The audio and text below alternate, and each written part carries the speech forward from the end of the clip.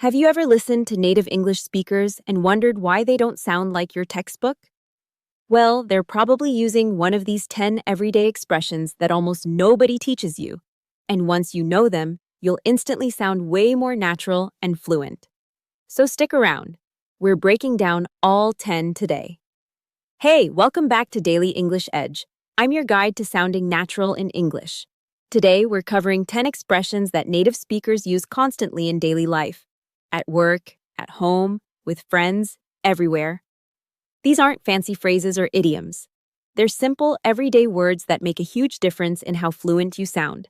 By the end of this video, you'll be ready to use them in real conversations. Let's get started. Let's start with, you know what? This is probably the most common expression you hear from native speakers, and it's used when you're about to say something important or when you've just made a decision. For example, you know what? I'm not going to worry about it anymore. Or, you know what? Let's just go for it. Native speakers use this all the time because it's a natural way to grab attention before making a point. It's casual, friendly, and it works in almost any conversation. Try using it next time you want to share an opinion or make a decision out loud. Next up is, I'm down. This doesn't mean you're sad or lying on the floor. When a native speaker says, I'm down, they mean they agree or they want to join. So if your friend says, hey, do you want to grab coffee? And you say, yeah, I'm down, that means yes, you want to go. You'll hear this constantly in casual conversations. It's short, it's natural, and it's way better than always saying, I agree, or okay. You can use it everywhere, at work, with friends, in any informal situation. Just remember, I'm down means yes or I'm interested. Moving on to my bad. This is the casual way native speakers apologize for a small mistake. Instead of saying I'm sorry or I apologize, you can just say my bad. It's super informal and friendly, so it's perfect for everyday situations. Your friend says, hey, you didn't text me back yesterday, and you say, my bad, I was busy. Or you accidentally bump into someone and say, my bad, man. It's quick, it's natural, and it shows you're admitting your mistake without being too formal. This expression works in friendly settings, but keep it casual. You wouldn't use it with your boss in a formal email. Let's talk about hold up. When you say hold up, you're asking someone to wait or stop for a moment because you need to say something important or you need time to think. For example, someone is telling you a story and they say something that doesn't make sense, so you say, hold up, wait, I don't understand that part. Or your friend is making a plan and you say, hold up, we need to check the schedule first. Native speakers use this constantly because it's a natural way to pause a conversation. It's direct but not rude. You can also hear it as hold on or just wait up. They all mean the same thing in casual English.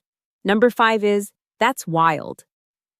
When something is surprising, unusual, or crazy, native speakers say, that's wild, instead of just saying, that's interesting, or that's crazy. It sounds way more natural, and it shows genuine emotion. Your friend tells you they just got a job offer in another country, and you say, that's wild, congratulations. Or someone shares an unbelievable story, and you say, that's wild, I can't believe that happened. You can also say, that's insane, or that's nuts, and it means the same thing. These expressions make your English sound more alive and natural because you're actually reacting to what people are saying. Here's for real. This is how native speakers express surprise or doubt. When someone tells you something unexpected, instead of saying really, you can say for real. It sounds more casual and natural. Someone says, I just won $100, and you say, for real? Or they tell you they're moving abroad and you say, for real, that's amazing.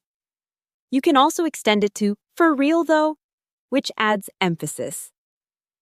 This expression is super common in spoken English, especially among younger native speakers and in casual settings.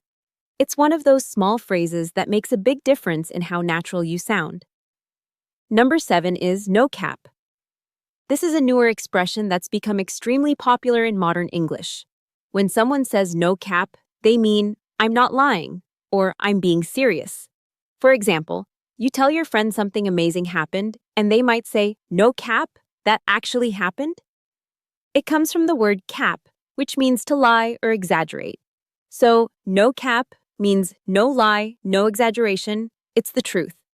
You'll hear this a lot in casual conversations, especially online and among younger people. It's informal and trendy, so use it with friends and people your age, not in formal situations. Let's talk about catch you later. This is the casual way to say goodbye without being too formal. Instead of saying goodbye or see you later, native speakers just say catch you later, or shorten it to catch you. It's perfect for casual situations, leaving work, saying bye to a friend, hanging up a call. You can also say talk to you later, or just later.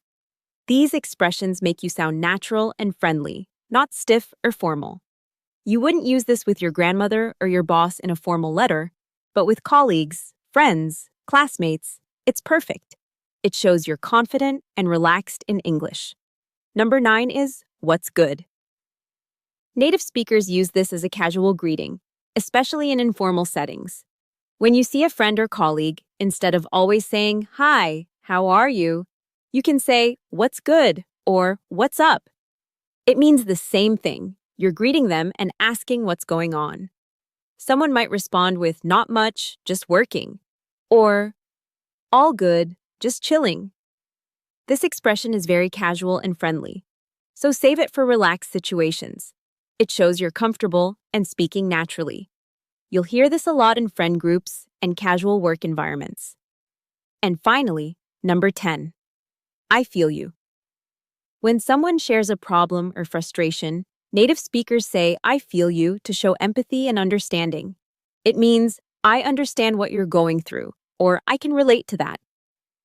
For example, your friend says, "I'm so tired of working late every day," and you say, "I feel you, that sounds exhausting." Or someone complains about traffic and you say, "I feel you, traffic is the worst." This expression shows you're listening and you care, which is important in any language. You can also say, "I feel you on that," for extra emphasis. It's warm, natural, and it builds connection in conversations. There you have it, 10 expressions that will make your English sound way more natural and fluent. Now here's the challenge. Pick 3 of these expressions and use them in your conversations today.